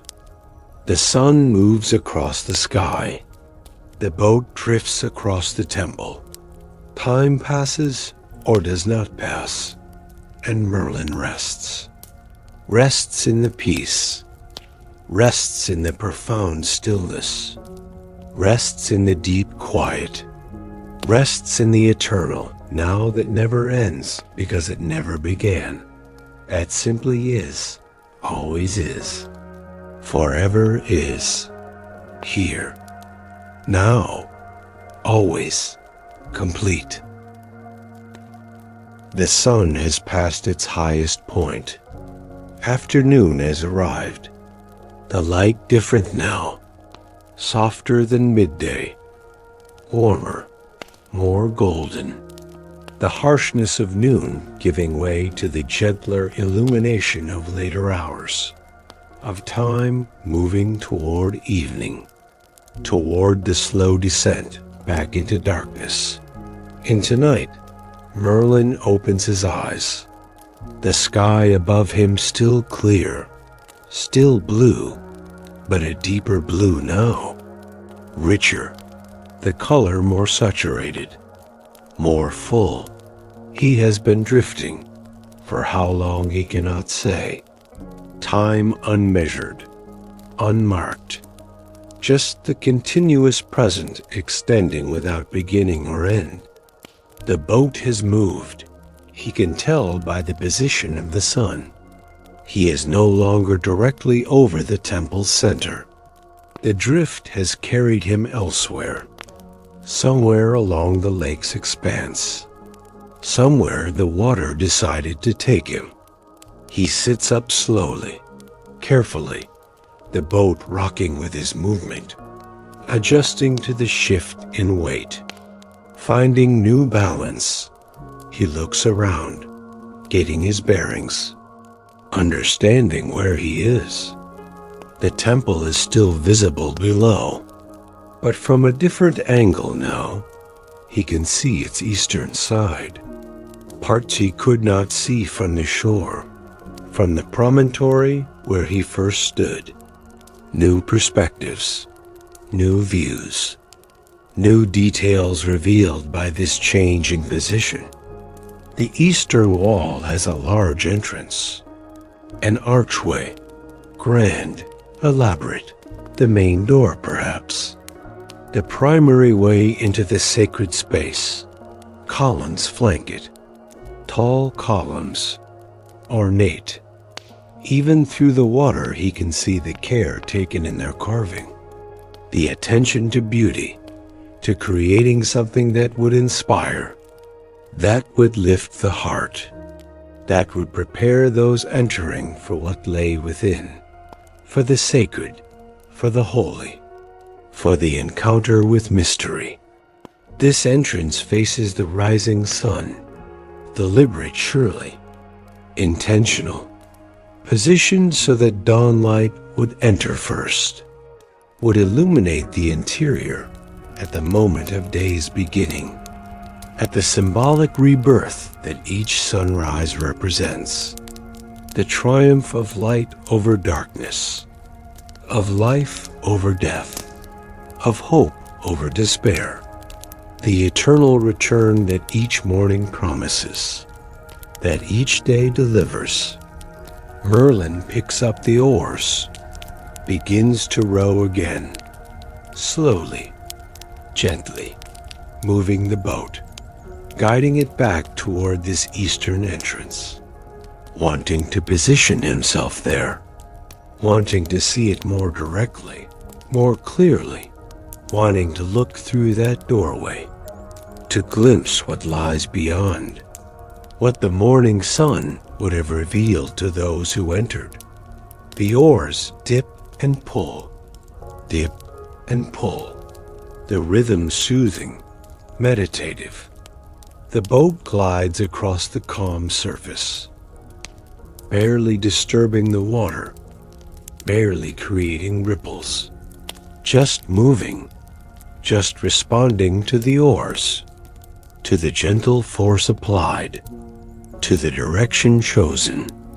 He reaches the place, stops rowing, brings the oars in, lets the boat settle, finds its position, directly above the entrance now, looking down at the archway, at the passage that leads into the temple's heart. The water is clear here, very clear. The depth perhaps less than in other places, the lake bed rising slightly, creating a shelf, a platform. The temple built on elevated ground, even when it was above water, even when it stood in air, positioned deliberately, for drainage perhaps, or for symbolic reasons, raising the sacred above the ordinary, elevating the holy above the mundane, creating hierarchy, creating distinction, creating the physical expression of spiritual truth. Through the archway, he can see into the interior, not completely, not with full clarity, but enough to make out shapes, structures, the suggestion of chambers, of rooms, of spaces designed for specific purposes, for specific rituals, for specific encounters with the divine. Light filters down through the water, through the entrance, creating strange illumination, wavering, shifting, the light distorted by water, by movement, by the medium through which it must pass, creating patterns on stone, creating shadows that dance, that move, that never settle into fixedness, always flowing, always changing, always alive with the water's presence, with the water's influence, that persistent luminescence, brighter here, more concentrated, the source closer, the origin of the light that suffuses the entire structure. That makes it visible from shore, that draws the eye, that calls to whoever sees, that invites, that beckons, that says, come and see, come and understand, come and witness. Merlin leans over the side of the boat, his face close to the water, as close as possible without breaking the surface with his breath, with his presence. He peers down into the entrance, into the passageway, following it with his eyes as far as vision allows, as far as light and water and distance permit. The passage leads to a central chamber. He can see the opening, the doorway at the passage's end, and beyond that doorway, space, large space, the main hall perhaps, the sanctuary, the place where the community gathered, where ceremonies occurred, where the most important moments of worship happened. And in that space, at its center, something, a structure, an altar perhaps, or a statue, or something else, something that glows, that radiates that soft light. The answer to the question of why this temple can be seen, why it persists in visibility, why it refuses to be hidden despite depth, despite water, despite the darkness that should claim it. But he cannot see clearly what it is, the distance too great, the water too distorting, the light too bright and too soft simultaneously, creating a glow that obscures even as it reveals, that hides even as it shows, that maintains mystery even while answering questions. Perhaps you too have experienced this. Perhaps you have seen something that revealed and concealed at once, that showed just enough to intrigue, but not enough to satisfy, that opened questions rather than closing them, that invited deeper seeking, deeper wondering, deeper engagement with mystery. And perhaps you found that this is better, that knowing everything would be less, that mystery serves something that knowledge cannot, that wonder is its own reward, its own fulfillment, its own completion. He sits back, returns to his position on the bench, stops leaning, stops straining to see more, accepts what can be seen, accepts what cannot, accepts the boundary, the limit, the place where vision ends and imagination must begin, where certainty gives way to possibility, where facts yield to wonder. The temple rests below, patient, unchanging. It has shown what it will show, has revealed what it will reveal. The rest remains hidden, remains secret, remains protected by depth, by water, by the simple fact that some things are not meant to be fully known, fully understood, fully grasped by mind or eye or hand. And this is right, this is good, this is how it should be.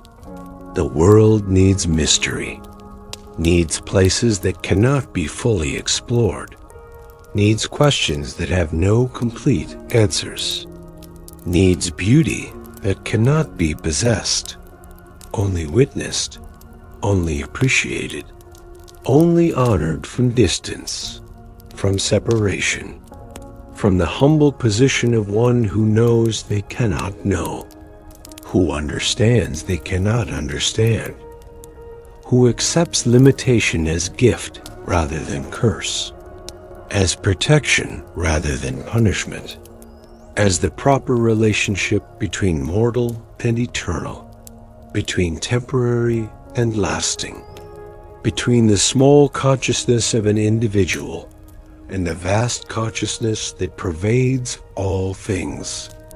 Merlin lies back in the boat again, his favorite position, his most comfortable state, face toward sky, body supported by wood, the boat his bed, the lake his foundation, the water his mattress, held by liquid, by the element that cannot be grasped, that flows through fingers, that escapes all attempts at containing, yet that holds, that supports, that bears weight, that allows floating, that defies the gravity that pulls everything earthward, that allows this suspension, this peaceful hovering between depths below and heights above. The sky is changing, subtle shifts, the blue deepening, the sun descending, not quickly, not dramatically, just the slow, inevitable movement, the arc that sun makes every day, every single day since days began, since earth turned, since light and darkness started their eternal dance, their endless exchange, their perpetual giving way one to the other and back again, the rhythm that marks time, that creates time, that is time itself made visible through movement of celestial bodies across the dome of sky. Clouds appear, small clouds, wisps, high and thin, barely there, just suggestions of white against blue. They drift eastward, slow drift, matching the boat's drift, everything moving together, everything carried by forces larger than themselves. Wind moving clouds, current moving boat, earth spinning beneath all of it, creating the illusion of sun moving when really earth turns, creating the appearance of sky wheeling when really ground rotates. Everything relative, everything depending on perspective, on where one stands, on how one looks, on what one chooses to call fixed and what one calls moving. Merlin's breathing has achieved perfect rhythm, perfect pace. So slow, so gentle, each breath complete, each breath sufficient. No need for more, no lack, just exactly what is, what happens, what the body does when allowed, when trusted, when not interfered with by thought, by trying, by the mind's constant attempt to control, to manage, to improve what needs no improvement, what is already perfect in its natural state, in its unforced expression, in its simple being. His eyes are closed again, the darkness behind lids familiar now, comfortable, welcome, a place of rest, of turning inward, of being with oneself without distraction, without the endless input of sight, of visual information, just being, just breathing, just floating, just held. The boat rocks, tiny movements. The water never completely still, never perfectly flat, always some movement, some shift, some small waves created by wind or fish, or the mysterious movements of water itself, of currents beneath the surface, of temperatures mixing, of the lake's own circulation, its own life, its own being that exists independent of anything on its surface, independent of observers, independent of boats or swimmers or anything that floats. Time continues its mysterious passage. The sun descends further.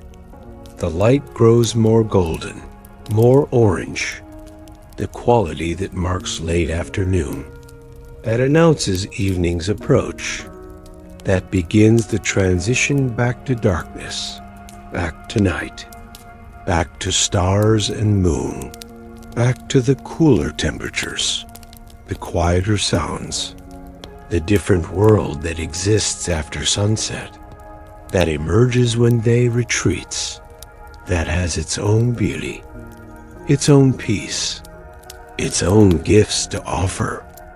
Merlin feels this change, feels the day moving toward ending, feels the cycle completing, and he knows it is time.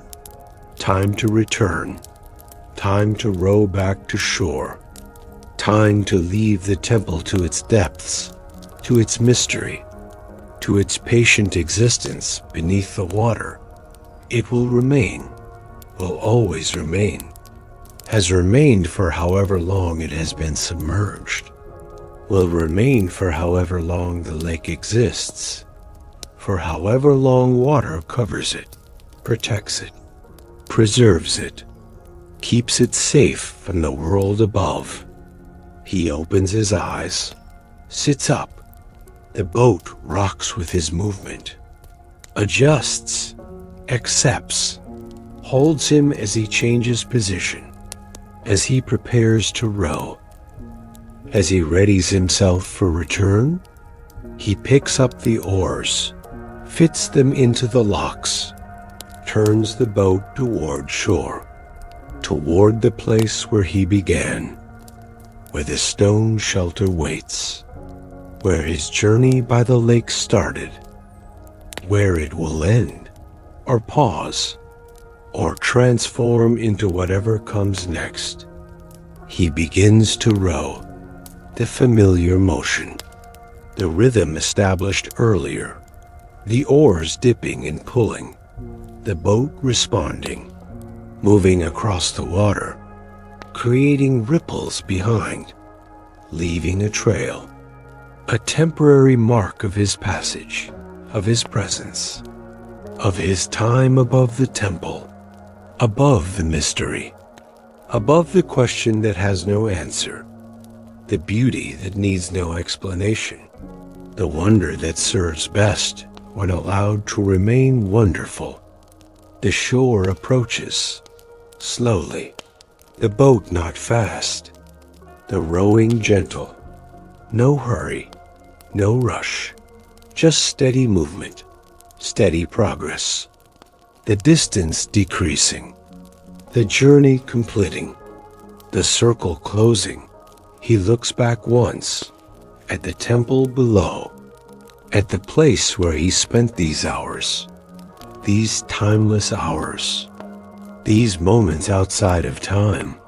The glow is still visible, still present, still emanating from the depths, still offering its light, still being what it is, what it has always been, what it will always be.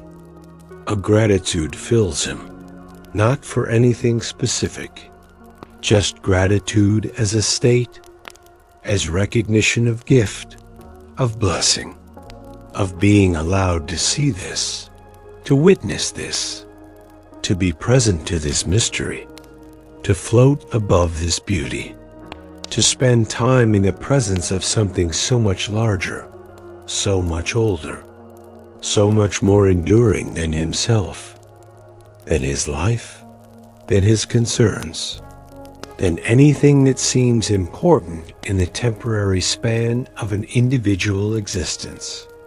The boat reaches shallow water, the pebbles visible below, the shore close.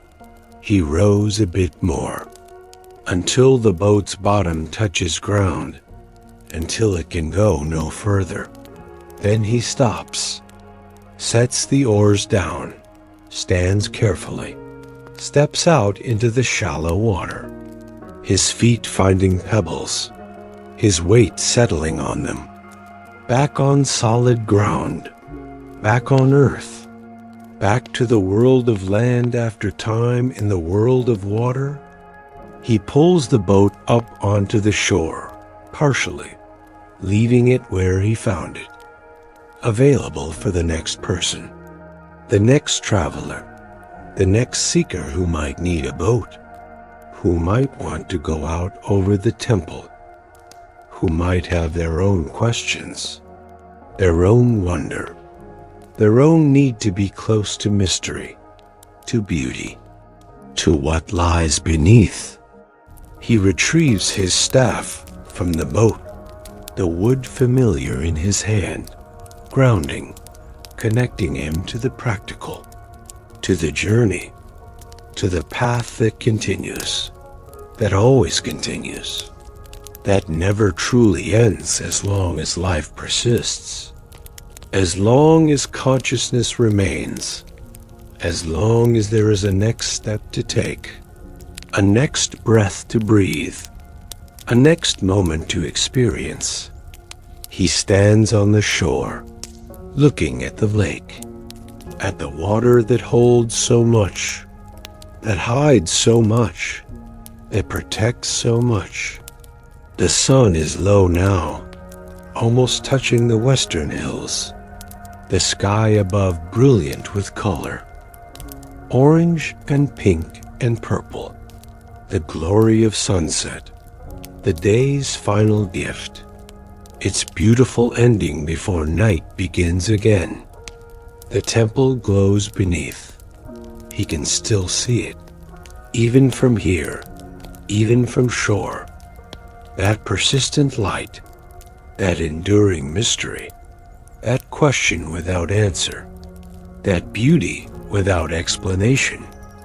And he is at peace with this, at peace with not knowing, at peace with mystery remaining mysterious, at peace with some things being beyond grasp, beyond understanding, beyond the reach of mind or hand or any human capacity.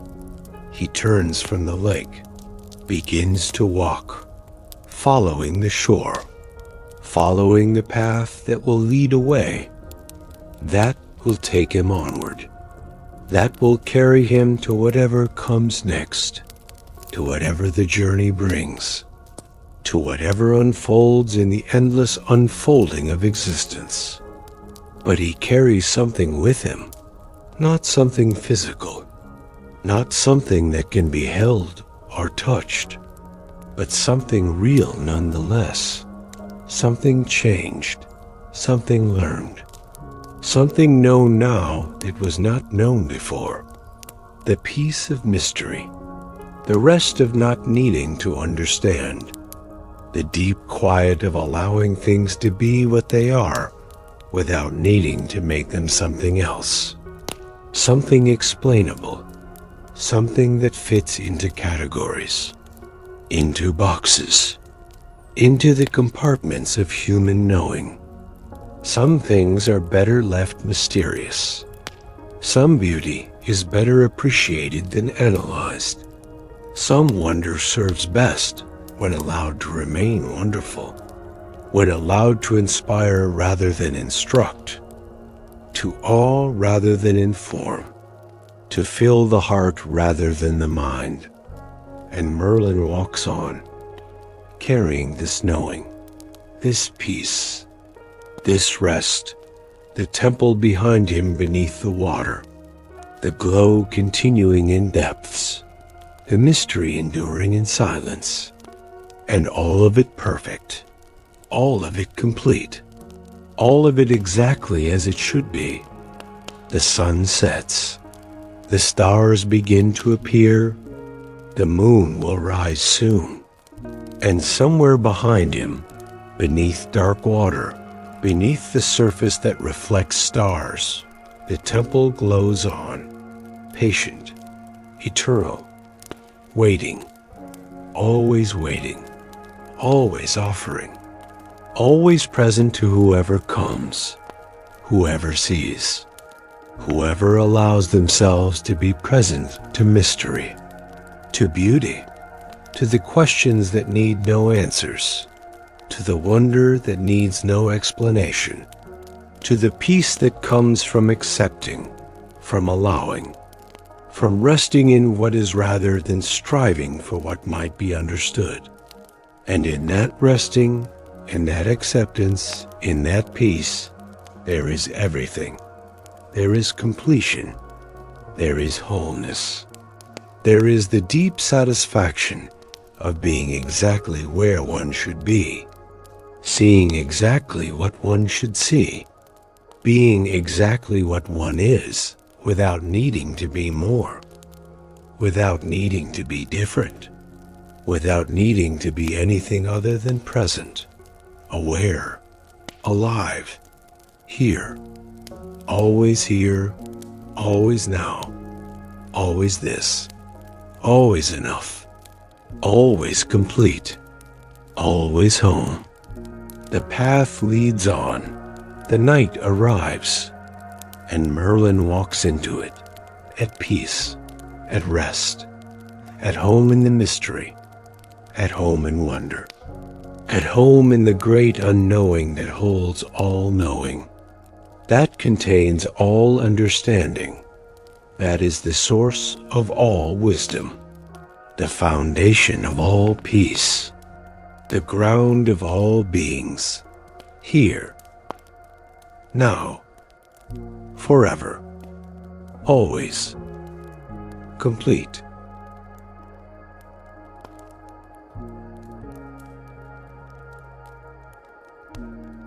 And so, Merlin followed the moonlit dreams across the lake. Sleep now. The lake is calm and peaceful, but there is more magic waiting. The morning sun rose over the lake. The water sparkled gently. Merlin looked down into the deep, deep water. What will he find? Let's see. Now Merlin knows all the lake's secrets. The dreams above, the temple below. All is well. All is peaceful. Close your eyes now, dear. The lake is sleeping. Merlin is sleeping. The moon is watching over you. Rest now, rest. Dream sweet dreams. The night is calm. You are safe. You are loved. Sleep, little one, sleep. Good night, sweet dreams.